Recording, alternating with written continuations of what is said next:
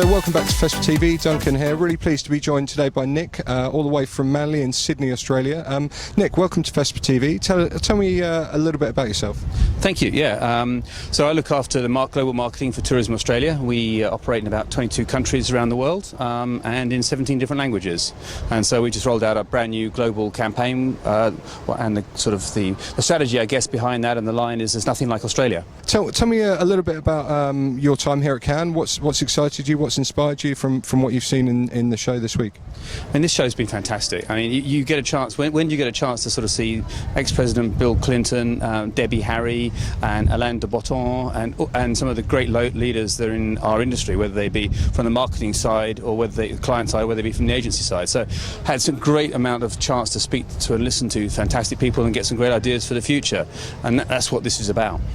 Absolutely, and in terms of your new campaign and the way that Tourism Australia communicates in general, how do you see print and more specifically the outdoor medium in that mix? Well, we see print plays a very big, strong role for us around the world, both in terms of the way we deal with our partners and also the way that we actually put some of our key messages out there. But perhaps more importantly now, outdoor for us. We just launched in Shanghai about 2.5 weeks ago, and we used some reverse augmented reality based stuff for outdoor, and we took out huge posters, and we're looking at the way that that's worked in both from a 3D perspective, an animated perspective, and in straight flat stuff. And particularly in China, we see outdoor as massive for us, and we're also looking at that for India. So increasingly, we think outdoor is a great way to get a big, broad country, Australia, out to a medium.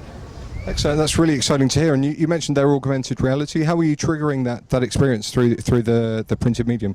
So if you imagine there was the screen that was up there, and this was in a big shopping centre, and then it all played out here. People were seeing themselves in particular scenes with kangaroos, etc., so Australian stuff. And then obviously we have things that go around them to point people to come to those particular places. But then we're using a whole lot of print to drive people to our websites or tablets, or we just created a new tablet with a world's first app on it around telling stories through books, but on an online version. But we still have to use a lot of traditional media to point to it. Nick, I really appreciate you taking the time to talk to us today.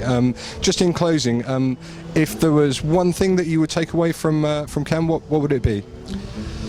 I think finding the time to be more thoughtful, finding the time to just spend the time with the agencies and their partners, not just agencies but media partners and lots of other people, and just get insights and really just follow the consumer. And then I guess the final thing is just still creativity is still the core thing.